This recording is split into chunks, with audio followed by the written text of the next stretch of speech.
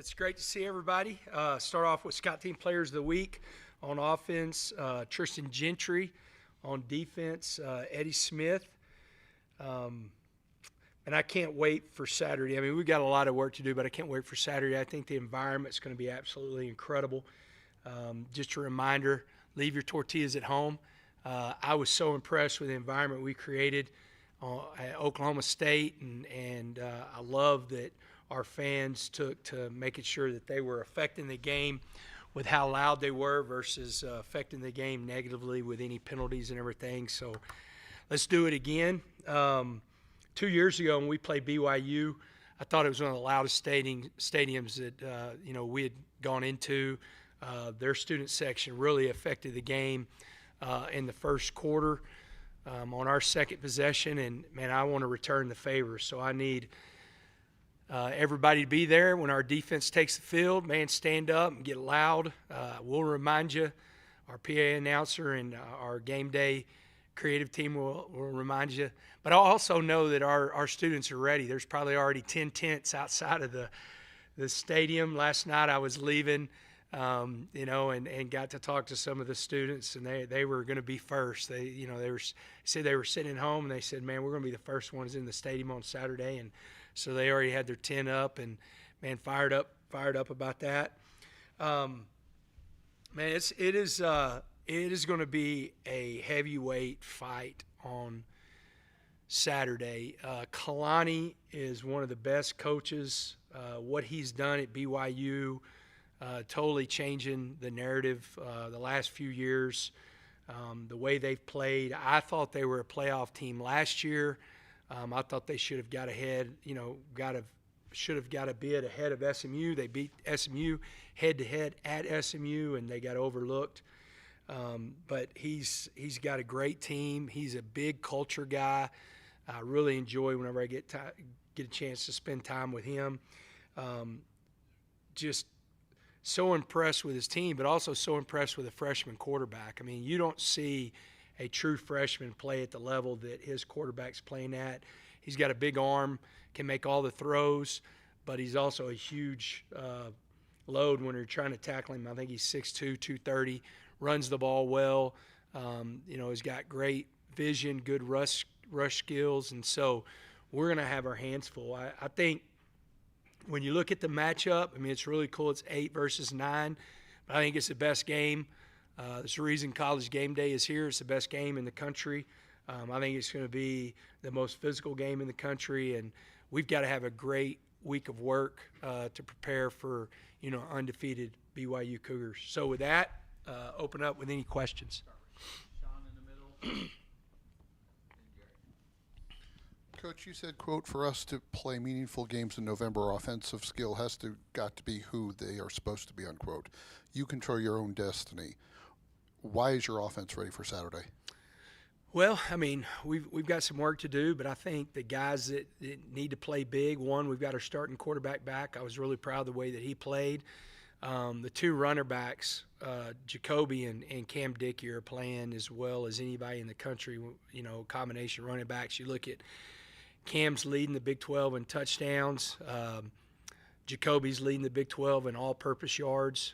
They're both affecting the game. And then, you saw Caleb Douglas come up really big in the game. We need another big game out of him. And Reggie Virgil, had a big catch, a big deep ball, made some plays. And so got to have him going. But it was great to have TC back.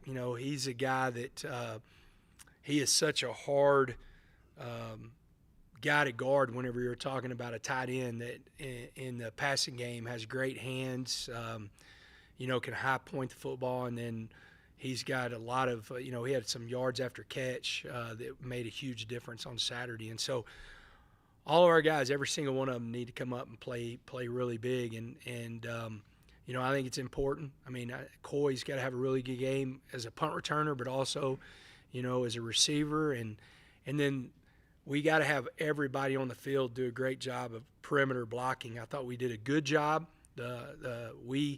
I felt like Jacoby should have had 200-plus yards if we're better on the perimeter on the backside of the play, and that's going to be the challenge to the tight ends and the receivers this week is, make sure you're playing the play all the way through the whistle on the backside of the play. Coach, after looking at the film, who outperformed the stat sheet, and who do you need to step up again this week? Man, everybody. It's going to take everybody. We've got to make some plays defensively. We're going into another game. I think the Mustache Crew, led by Jacob Rodriguez, will take this they'll take the challenge. BYU is a +10 on turnover margin. We're a +8. That is going to be a big part of the game, and so we've got to go attack the football. I think that's going to be a huge part, is us creating turnovers. Good things happen when we do that. And then, it's an old saying, big-time players make big-time plays in big-time games. I mean, we need our guys that are big-time players. We just talked about Caleb and Jacoby and Cam, Barron. Those guys, they got to step up. Man, this is why you coach. Man, this is awesome. This is, you got an 8-0 team versus an 8-1 team, and I think, it's one of those games that, man, you look at. It's what football is all about. It's going to be really physical. Coach Satake said good teams create their own luck. Has this freshman quarterback faced the pressure that your defensive line creates? Man, I think he has and stepped up. I mean, there's so many things whenever you look at the season for them. They win a close game in Colorado. They beat Arizona in overtime. So he's done that. The biggest game for them, whenever you look at it rival-wise, is Utah, and that was a really close game. I think it was 24-21, and he came up really big in that game. And so, man, it's hard to sit there and look and see that he hasn't stood up to the challenge. I mean, they got down early against Iowa State, and he brought them back. And he doesn't make a lot of mistakes. He uses his legs whenever he needs to, and he's a good runner. Like he's very elusive for a guy that big. He's very elusive whenever he gets in the open field.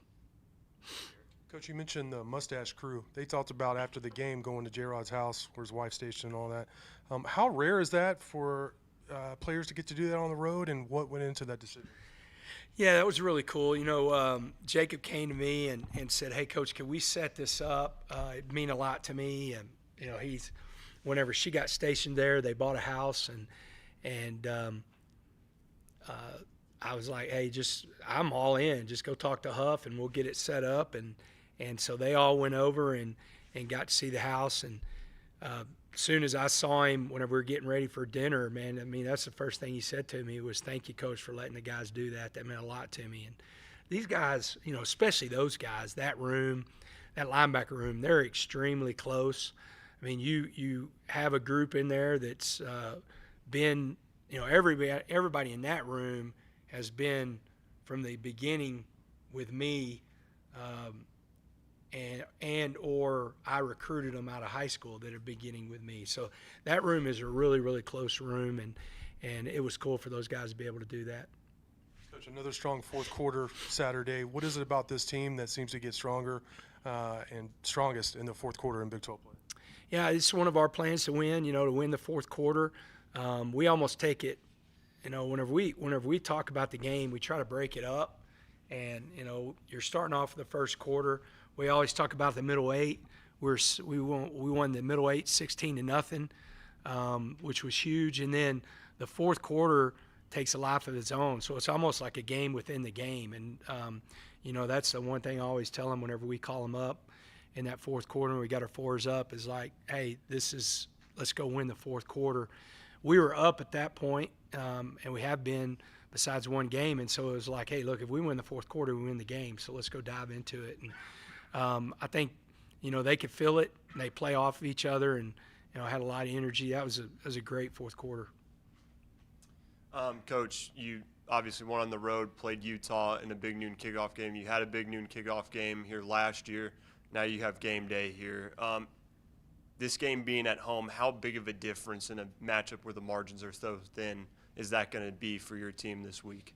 Yeah, it's going to be huge because we'll play off the energy of our crowd, and one thing I'm going to tell the guys tomorrow, it's one of the first slides on my PowerPoint, still working on it, but it's like, they've earned the right to play in this game. I mean, we knew, I say we, the administration, I didn't say anything to the team until after the game, but we knew if we won the game at K-State that we were going to get, game day, and so they earned the right to play in this game. Now they've got to go earn the right to win it, and that starts, everybody's been in the building, either in the weight room or in the training room, and we'll have practice tomorrow, and we've got to earn the right. We've got to have a great week of practice. We will. We got strong leaders, and they'll bring the energy. And I also reminded Skylar Gill Howard he's undefeated. Whenever Skylar Gill Howard's been on the field, then we're undefeated. So I'm glad that he was with us in Manhattan, and he'll be with us, on the field on Saturday, giving his pregame speech. And then you already touched on Bear a little bit, but you've gone against quarterbacks that are good at breaking, contain, getting to the outside. This guy's a little bit different. He likes to go between the tackles and run people over. The Utah game, he had a 22-yard gain, I think, where he went into the end zone, drugged the entire defense into the end zone. What's it going to be like to try to stop a guy that just isn't afraid of contact like this? Yeah, it's going to be interesting. I mean, we got to make sure that he knows he's in a football game. We say that every week, though, to every quarterback. I mean, you've got to make quarterbacks uncomfortable by the physicality of the game.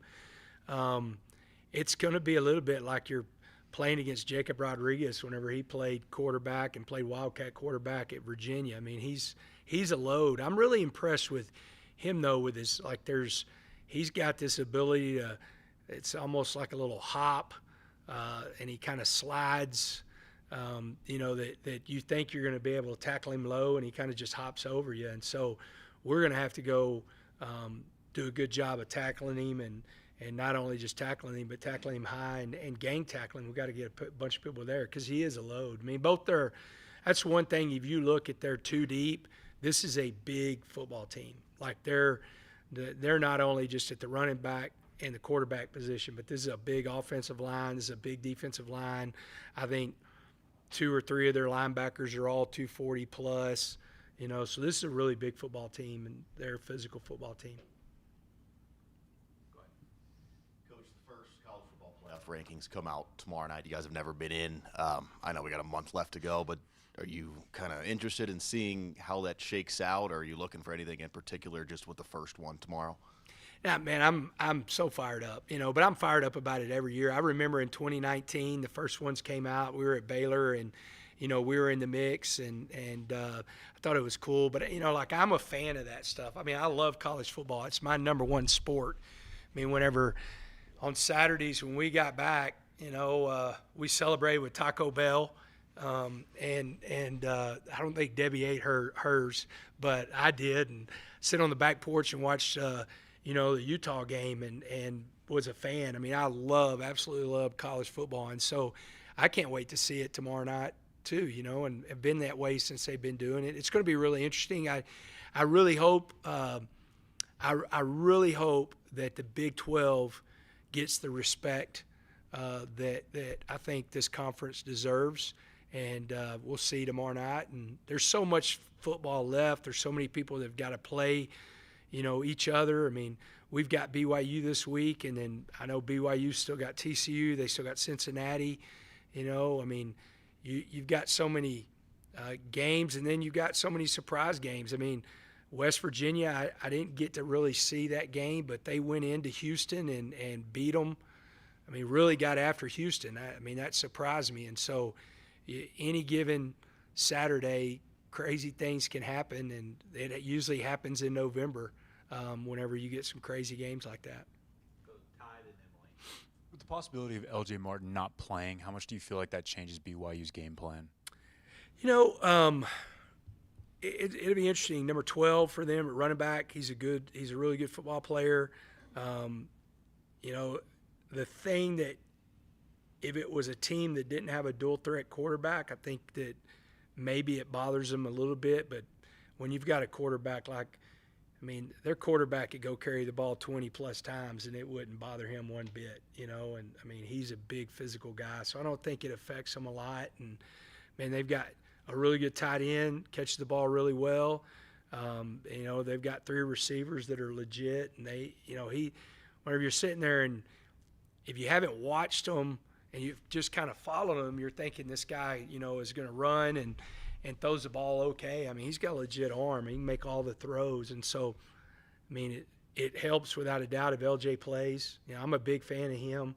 I got to see him at Media Day and give him a big hug. He's got awesome parents, I mean, we recruited him. He was committed to us at one point, and so I'm a fan, without a doubt. It's, with me, I wouldn't mind for him to play next week and not this week, but I don't think it bothers them one bit about how effective they're going to be on offense. And then for you as a coach, how much do you take time to reflect in mid-season on the fact that you're hosting a college game day, you're in a top 10 matchup? I know that you're always 1-0 every other week, but how much time do you take to reflect that you've made it to this point in your career? Man, I honestly, I don't think about it one bit from the standpoint. I'm my job is to pour confidence in the players, and y'all have been around me and y'all been out on the practice field with me. I'm the exact same day as whenever first day of camp when y'all were out there in the individual. If y'all come out to individual tomorrow, you're going to see the exact same dude, and I'm going to have effort on my hat, and I'm going to have energy the next day, and it's going to be the same. But, inside, I'm like that duck. I'm trying to be like this on the surface, and I'm paddling like hell, underneath the water. I mean, I think it's awesome, for our students. That's what I think it's really cool. I think it's great for our brand. I think it's great for our university. My job is to get this team ready to go play football and win a game. So I'll think about that after the season, and it'll be one way or the other. It'll be, reflecting that, hey, man, we did a great job, or, man, how did I screw this thing up, and how can I be better? But I will tell you this, it is really cool to walk out of the office last night and see students, camping out, because whenever they're my age, that's what they're going to remember. The experience, again, y'all have heard me say it, the pageantry of college football and the experience of game day, being on campus and all of that, man, it's so cool. And we haven't had this opportunity in a long time. Just kind of going back, Eric Morris FaceTimed me Saturday night, and he won a big game. He's a close friend of mine, and he was all fired up that we beat K-State. And he was like, yeah, I think it's the last time we beat K-State there. I had 100-plus yards receiving. I don't know if that's it or not.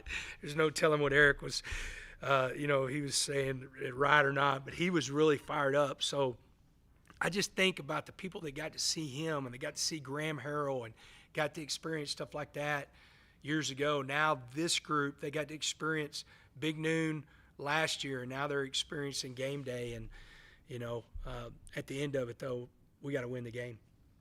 Go Emily to Don. Happy Jovember. Yeah. You've been rocking that 3-1 record since 2022. But why is this the year that you can break that streak, win all 4 instead of the 3-1? We have great leadership on this football team. A lot of things have got to go right. And we've got to do a good job of focusing on the football. That's the important thing. It's we can't let the outside of game day and all that. But I do think it's cool. I think it will give us energy to practice at a high level. But, we've got to make it about the football. And I do think whenever you're talking about, we have a really deep team as far as O-line, D-line, receivers, all that stuff, but we have a lot of leaders. Every single room has a true leader. In the past, you might go into one room and that room's counting on somebody else that's on the team. You can go into each room. You go in the wide receivers room, and you got CD and Coy.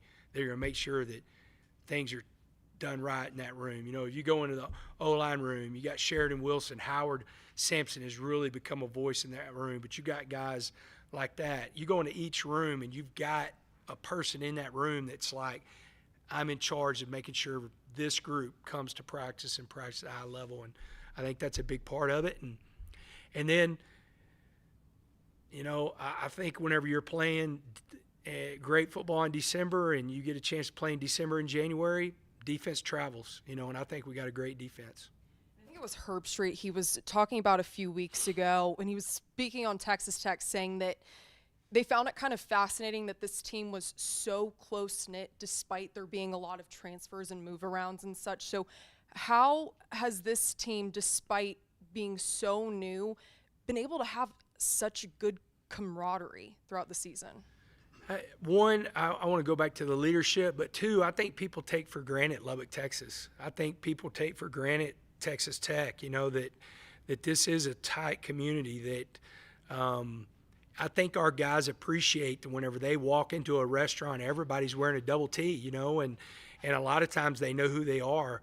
I think whenever, you're traveling around town, whether you're going to the grocery store or anything like that, I mean, Texas Tech and Lubbock are intertwined, and I think that's a big part of it. I think walking into the best facility in the country and know that every single person that's employed in that building is there for them, and we sold that in recruiting, and then they get that every single day, and so there's a comfort level knowing that they're extremely happy, and and good things have happened. We've been winning, so winning always carries a lot of momentum. But it's awesome. I get Friday morning and I'm talking to Tanner Allen, and they all went hunting Thursday night, a bunch of them, and it's not just the guys that have been around each other for 3 or 4 years. It's everybody. It's kind of just a mixed group. And then you have certain new guys that have made a huge impact on this team of just like really buying in, and that's like Lee Hunter, Skylar Gilhoward. And when you have that kind of leadership from two of the biggest, baddest, best players you have, then I think it kind of brings it together. I'm anxious to. I'm really fired up to see Kirk. I got to play in his classic in 2008. His dad actually called me an arrogant Texan. It was not my fault. It was Kenny Perry's fault. It's a great story. I have to tell it to you sometime, but I'm fired up to see him. I usually stay in contact with him, and then it's going to be an honor. I talked to Desmond a couple weeks ago, but it's going to be an honor to – haven't seen Coach Saban since 2004. He recruited one of my nose guards whenever he was at LSU, so fired up to see those guys. And then last one for me, there's going to be a lot of new faces here in Lubbock, so if there was like one thing you could tell them that they need to like check off a list before they leave, what would be like your, I guess, piece of West Texas? Well, I'm going to go get some barbecue, of course, but I talked to Pete Thamel last night, and he was saying whenever he was coming in, and I guess his nickname Stanford Steve, but I sent a text to all the guys that are on the show, like he gave me their numbers, and I texted each one of them and said, hey, look, y'all have got total access to the building.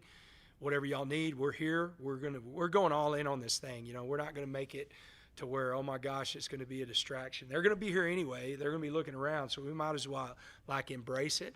And I told him, I said, man, I got a great steak place for you, and I definitely wouldn't. Las Brisas has been really good. That's how I got Mac, and so see if we can't get them to go there. Double Nickel's a great steak place. I mean, there's so many great places to eat here. I'd definitely make sure that I would hit those spots. Go Jeff, then we'll finish with Don. Coach, BYU presents a lot of challenges. What on their defense really stands out to you that you guys are going to be ready for, other than just the fact that they can take the ball away? Yeah, they're big humans that like take up a lot of space. We're going to have to do a great job up front on our double teams.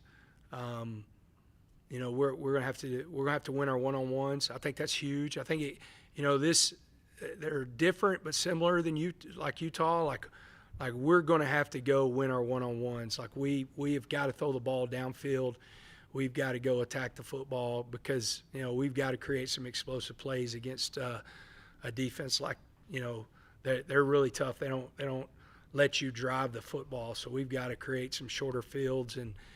But they're a stout, really physical front seven. I mean, again, probably the lightest guy. It depends on who's in there. I mean, I think their linebacker number 30 had to come in when 54 got hurt, and I think he's 230 pounds. And that's the lightest guy in their front seven. I mean, they go 240, 250, and a lot of 300-pounders. So we've got to do a good job of, being physical up front. And at the end of the day, whenever we've been able to run the football, we've been effective in the passing game. So, I mean, it's kind of your old school hey, we've got to be able to run the football, but we have to win our one-on-ones down the field. And when you look at the BYU offense, obviously we've talked about their quarterback and a running back who may or may not be playing, but that's not just all their offense is. What else jumps out to you? Their receivers, they've got great ball skills. They've got a legit slot, 2 outside guys, but the slot, they do a lot with him, number 11. He's a tough tackle, and then their outside guys are big. They're 6'4". They can really go high point the ball, and so this is a team, that you turn around and this is a team that could easily be playing in the Big 12 playoffs, could easily be playing in the playoffs. So you're playing that kind of caliber team, and they're undefeated. Like there's a reason they're undefeated. They've met every challenge, and so they're going to be really tough. I'm excited. It's going to be a lot of fun. Finish this up, Don. Joey, back on y'all's recruitment of L.J. Martin for a moment. What do you think what happened there? Why do you think y'all lost him? Well, it was interesting because he committed there, didn't end up there, but Stanford, I think he really wanted to get that degree, and then I think there was a coaching change at Stanford is how he ended up at BYU. A lot of times whenever with us, if we lose a kid, it's not that we're not going to not recruit him if he's down the line, but we usually go to whoever's next, and whoever's next took that spot. Or sometimes if we lose a spot, then I'm like, well, let's not take one. We can take 2 the next year, or hey, let's take 1 in the portal. So it kind of works out like that, but great kid. And for the last couple of years, you've spoken highly of Kalani Sitake. Did you know him very well before pre-BYU Big 12, or is that something developed just kind of through Big 12 coaches meetings and whatnot? Yeah, kind of a mixture. We're both represented by the same guy, so we've gone out to dinner whenever we've gone to some of our leadership. We have a really good leadership summit every year, and then Big 12 meetings. I followed him because I think he's always done a great job, and but I do think in the last few years he's made some changes coaching-wise. His defensive coordinator is really, really good. If you look at his numbers of what he's done coordinating-wise, I think that was a big hire for him a couple years ago. But he's I remember the first time ever watching him coach live. I was at Baylor, and I was in the box, and, man, he's an energy guy. Like, when you're around him, man, he's one of those guys that kind of fires you up, makes you feel good, and I was always impressed with the way he was with his players. So we're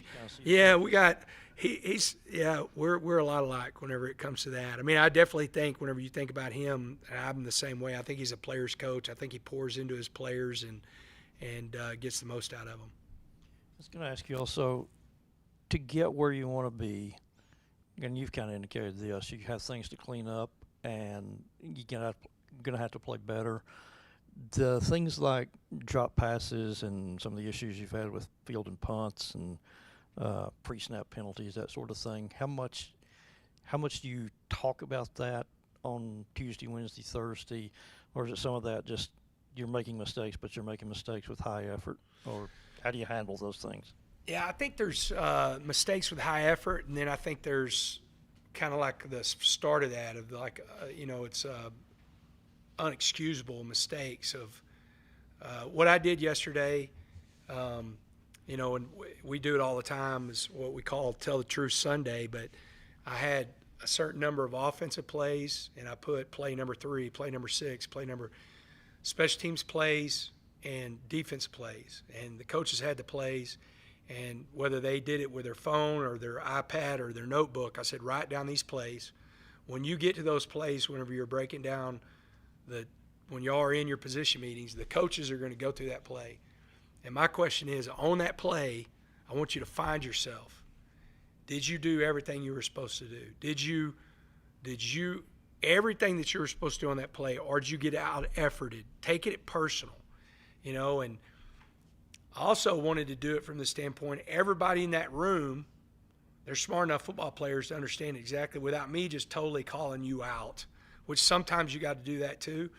But everybody in that room would know off of that play who I'm talking about. So now you have to be really truthful with yourself of like, okay, I see what coach is talking about without me having to. Sometimes you have to. Sometimes, like a couple weeks ago, I would use Cole Wisniewski for an example. I said, Cole, you are a grown man, so I know I can say this to you.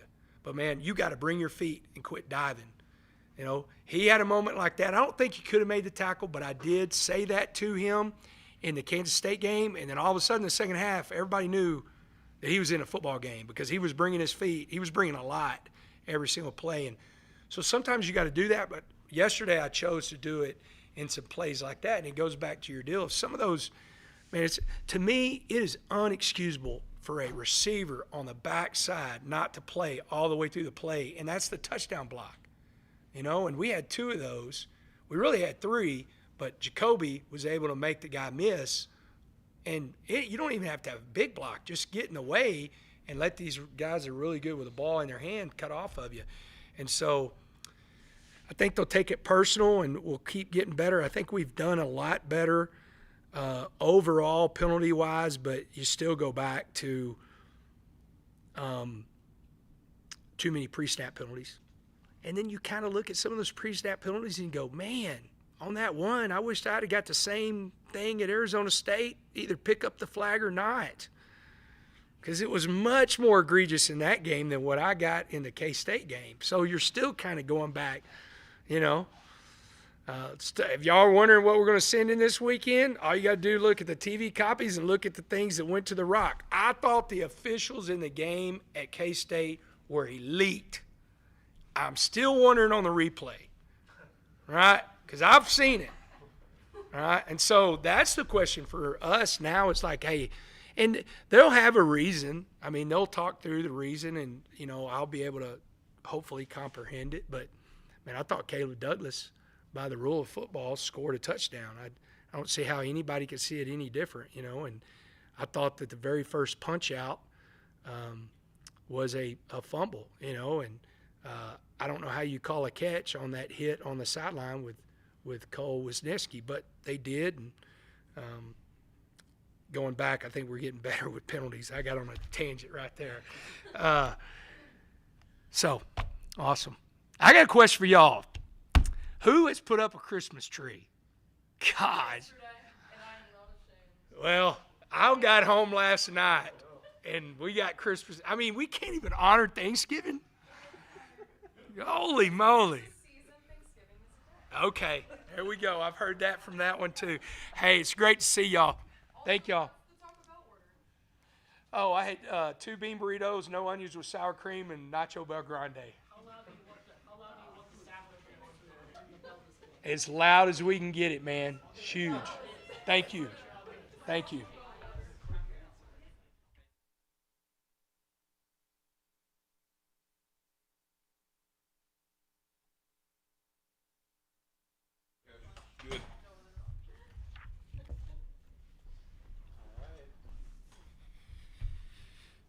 Looking at the film, who outperformed the stat sheet, and what do you need them to show up this week?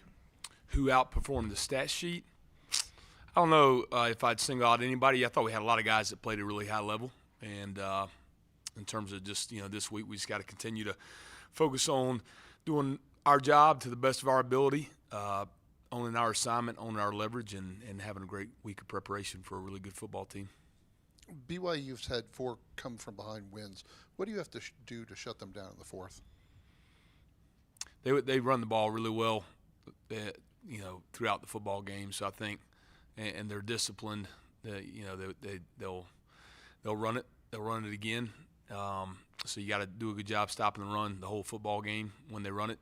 And then I just think trying to limit some of the down the field throws that they have.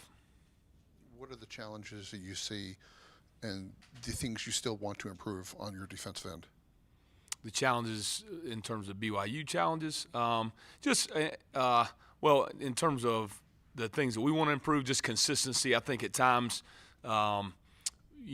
throughout all these ball games, maybe when we struggled a little bit, I look at myself first and see things that I wish I could have done better or foreseen before they happen, and maybe, just from a game planning standpoint or trying to set something up a little bit better way for our guys to have success. So I look at that. And then I think, for our guys, I think just continuing to have the resiliency to let the plays come to them and not try to do too much, not try to do somebody else's job. There's always parameters within the scheme of the defense to where, okay, in this technique, in this situation, I've got the freedom to make this play. And then there's other times where you just got to, fit the defense and know that if 11 guys are doing that with great leverage and great, speed to the football, then just doing your part's enough and make the plays that we're supposed to make. So I think we just got to be a really disciplined football team this week and do a great job being consistent with our assignment. Coach, we talked about BJ and Cole before in the past, but it appeared like they had their best game as a tandem, at least in the second half in Big 12 play. Did you see that, and what do you need to see from them this week against BYU? I thought they played really well, but I think they played really well in a lot of games. So what was that, their best game in tandem together? Maybe it was, maybe it wasn't. I couldn't say. But they've been playing at a high level. In terms of this week, I think just being able to handle some of the motion adjustments that are presented by this team and doing a great job directing traffic in that regard will be really important. And then just having great discipline on some of the down-the-field throws that they're going to try to make and do a great job of, playing with leverage in the pass game. Coach, what all is expected or the duties of John Curry, and what does he bring to the defense? And then again, what does he need to do this week against BYU? Well, Ben, like everybody else on defense, needs to play their very best this week because we're playing a good opponent. What does he bring? He brings a consistency, a work ethic, a high intellect from a football standpoint. Plays with great leverage and pad level. Plays really hard. He's just a consistent guy each and every day. So those are things that I think I see from him, and I see from a lot of our guys on this football team, offense, defense, kicking game. And then as it pertains to this week's opponent, just got to have a great week of prep, and he's got to have a great week. Playing star for us, he's a guy that gives us some overlap at the inside linebacker position as well.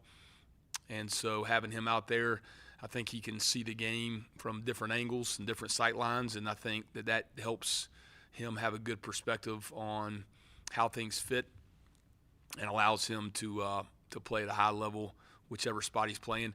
In terms of star specifically, just different techniques that he can allow us to play off the edge in pass coverage and run defense, add a lot to what we're able to do each and every week.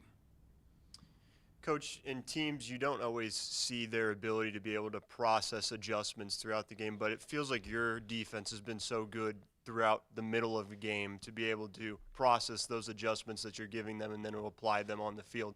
What has made them so good throughout the season? Well, I think it all comes back to our players. Our players are into this. They've been into it since day one, and I think that the leadership and work ethic has only continued to grow throughout the off-season, fall camp, and then as we've gotten in season. So I'm really proud of them and their ability to prepare, understand concepts, both of what we're doing, and then understand and study the opponent each and every week to where they step into that ball game with a heightened awareness of what's going to happen on each play and each situation. Those are the things that allow them to, I think, have the ability to adjust really well during the game. And it's so, again, it starts with everything that they're doing from a preparation standpoint. And then secondary to that, I think our coaching staff is doing a great job of being tied in together from the front to the back and everywhere in between. Rob Green, Darcel McBath, Dave Martin in the back end do a great job with the secondary. And I think on game day do a really great job of helping those guys understand the things that we need to get caught up to speed to. You go into each game every week. You go into you've got a plan, and then you get in a battle, and they've been working on their own plan for you. And so you try to play to the rules and the game plan that you have, and then you just do the best you can making adjustments. But I think at the secondary level, we've done a great job, and then up front with Coach Fitch, Coach IU, Coach Tichy, those guys have done a great job of doing the same thing with our front. So I'm really proud of our staff, how they prepare each and every week, and their ability to be on the same page. And that kind of leads into the team that you're playing. You're probably going to have to make some of those adjustments. Their quarterback is a physical guy that is probably a little different than some of the quarterbacks you've seen. Instead of evading and getting outside the pocket, he just likes to go right down the middle and look for contact. What are you guys doing to prepare for a guy like that and their run game in general? Well, you're right. Bear is a really, I think, good runner, physical runner, maybe a little bit different than some of the other quarterbacks that we've seen in terms of the style of running. But he's a big physical young man, does a great job getting downhill in some of the quarterback gap scheme runs or, getting on the perimeter as well with his own read scheme. So, I think setting edges in this game will be really important. And, they want to run the football, but at the same time, just like a lot of the teams that we played each week, they're a team that can throw it really well. Also, they've got some really skilled guys on the perimeter. The offensive line does a great job. I love their scheme that they have. I think their coaching staff, their offensive coordinator, they do a really nice job putting their guys in positions to be successful. So there's a reason they're undefeated, and they're doing great. So we'll have to have a great week of practice. When you were going through the interview process, how was this linebacker group advertised to you, both as athletes and as people? They were advertised as a really great group and high character, hardworking, really good players on the football field, and it's as advertised. What does their cohesion help with your, I guess, coaching? Does it allow you to lean off of them a little bit, knowing that they know majority of the things? I think that for me, not maybe micromanaging those guys at times throughout the season, but allowing them. We're a player-led defense. We're a player-led football team, and that's the best kind of team to be. So when those guys take ownership, it's outstanding, and that's what they've done. I think a mentor of mine a long time ago told me, teach them how to study film and teach them the angles of the game. So at the point of attack of each play, what are the angles that you need to take, and then how do you teach them how to study film? Because we've got a finite amount of time that we get to spend with them. The best players, they have a thirst. They got to know. They have to be prepared, and you can see that in the great players. They put in the extra work. So as a coach, if you can teach them how to study film and how to prepare on their own, then you can get them in the room and teach them the basics and give them a great foundation, and then they can kind of take it and run with it. And I think that's what those linebackers have done, and I think that's what we've done at each level of our defense. That's why we're playing pretty well. Any others? Don? Still, since there's been a question about L.J. Martin's availability this week, whether he might be back or might not be back, considering he's the leading rusher in the conference, within their second, among their running backs, they don't have anybody else over 100 yards. With that set of circumstances, do you go into it thinking that you have to prepare more for, say, their use of their wide receivers, like Robertson, Parker Kingston, and those guys, or do you just play it straight up and assume that whoever shows up at running back, the offense is gonna look the same? I think to a certain extent they have a great identity, so I believe that they're going to stick to what has got them to this point. I think that they've got a foundation and a scheme that they believe in, and I'm sure they've got maybe, when somebody goes down, it's just an opportunity for the next man to step up. And, that being said, we're trying to cover all our bases and make sure that, we're looking at all the different wrinkles and things that they do and have a plan for it. And they may major in one thing in a certain game and something else in a different game. And that kind of just goes back into some of the adjustments that you make in game. You plan for X, Y, and Z, and you get some of that, but you get something else a little bit more than what you anticipate, and you just try to adjust and get up to speed as quickly as you can. All right. Y'all have a good one.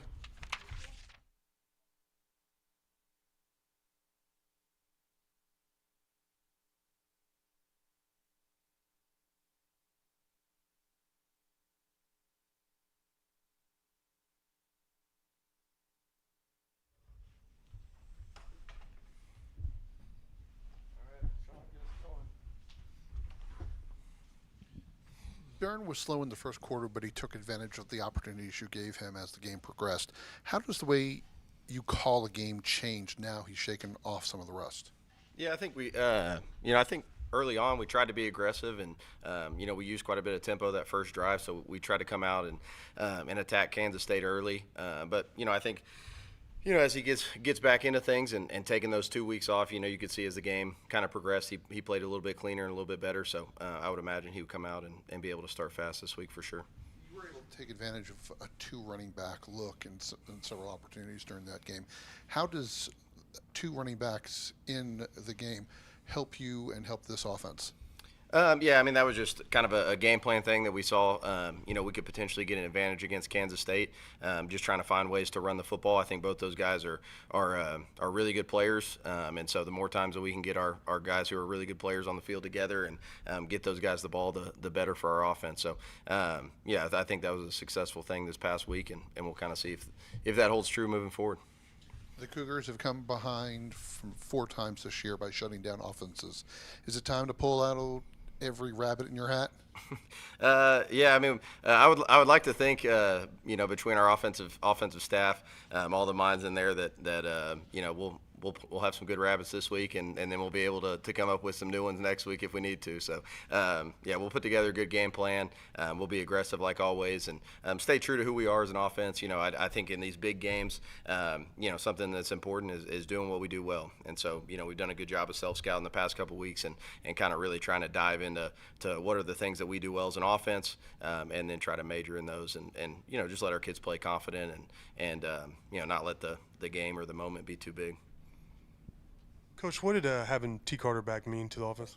Yeah, it was great. It's always nice when you can throw a 5-yard hitch route and it turns into a 45-yard play because of some broken tackles. So he brings us some great juice out there. From that tight end spot, he's extremely good with the ball in his hands. Strong runner, physical runner, and two, when you have him back. And John Carlos, you're able to go some 12 personnel, so that always helps the run game. So I thought both of those things were huge for us. Y'all just talked about the adjustments and everything in the game against Kansas State. Early there were some pre-snap penalties, but then also a lot of explosive plays in the second half. I think it went from 4 to over 12 yards a play or something like that. What was the difference on your end? Did you change anything in terms of pre-snap, or can you kind of give us an idea of some of those adjustments? Yeah, I think when you really look at it, the first half we felt like we were moving the ball pretty well. There was, I think, maybe one drive where we went 3 and out, but other than that, we were getting first downs, we were moving the ball into plus territory, and like you mentioned, it was really more self-inflicted wounds than anything, and so felt really good about the plan that we had, and I think too the something that just kind of played into the game is because we were moving the football and getting some getting first downs. That first half we had like 45 plays, I think, to their 20. Our time of possession was 19 minutes, which is a factor with the style of offense that we play. Sometimes in the second half that tempo can start to wear down a defense, and you do see that some more of those explosive plays because the guy maybe is a step slower and misfits a run or misses a tackle, and so I think that probably had something to do with it in the second half. Is probably a good answer for your question. Coach, this BYU defense has been really good at adapting to what's put in front of them throughout the game. It seems like they get better as the game goes along. Yep. What are some of the things that you're doing chess moves-wise, thinking about during the game to prepare for a defense like that? Yeah, I think Coach Hill does a great job. I think he's one of the best defense coordinators in the country year in and year out. Statistically, that's been the case. And I think they're multiple enough on defense, and they present a bunch of different pictures for you, coverage-wise and in the box, that they do have answers for whatever you're kind of giving them. So making sure we have enough in the game plan, as they make adjustments, we got to be able to adjust at the same rate. And so I think that'll be an important back and forth as we go throughout this game because they have done a great job in the second half. In some of these games, shutting teams down and being able to get back in football games. And then Coach McGuire talked about the size of this team that you're going up against and the size of their defense, especially their linebackers. up front, how important is that going to be for your offensive line coming into this game? Yeah, it's I think in a lot of ways we go as the offensive line goes. As an offense, when we can run the ball and we can establish, that style of play that opens everything up for the passing game. And they are big, they are long. Really at every level of the defense. Even you look at their back end, they've got a safety who's 6'4", they got a corner who's 6'3", so they have length and they can take away space, which is what good defenses do. And so it'll be a challenge for us, but we'll have a great week of practice, and I think our guys will be ready for it. What did you see in scout or maybe in-game adjustments to do so many wildcat plays? That was really just kind of a way, obviously with Barron coming back off the injury, and, he can run a little bit, but he's not the most fleet of foot guy. And so just a way to kind of add some of that +1 run game, because running the quarterback, if you look at the teams who are really good at running the football across the country, almost all of them, run the quarterback in some capacity. And so just finding ways down in the red zone or a short yardage situation, when the defense is going to have an extra hat to still be able to run the football. So we just kind of came up with some creative ways to get to those same looks, but snapping it to Cam. Cash came in for Jados. Was that an injury thing, or was that you trying to get more reps for him? What was that? Yeah, it was kind of more of the second part. I think Cash has been doing a great job in practice and has earned an opportunity to play. And in the games that he's been in, he got in the Arizona State game. I thought did a great job, and then got in the Oklahoma State game as well and did well. So just wanted to give him an opportunity to go out there and get some meaningful time, and I thought he did great, and we ended up sticking with him. You have the luxury of multiple wide receivers that can do just about anything, but how do you want to get Coy more involved in this upcoming game? Yeah, you would like to you'd like to see him targeted more, and there were certain plays. It's one of those things. Early in the season, maybe CD wasn't getting as many catches as he is now, and Coy was getting all the balls. And so there were plays that were called where Coy is the first read, but the defense takes it away. And so it was definitely not a thing of, lack of trying to get him the football. We just, threw it to where the defense, let us have an open guy. So it happened to be CD and Reggie. Speaking of Cash a little bit, he came in late. He missed a lot of preseason camp, didn't play the first 6 games. But Yep. What has he done to earn and merit the, hey, you're doing well enough, we want to get you on the field? And how's he picked up everything to get to where he's at now? Yeah, I think he's done a phenomenal job.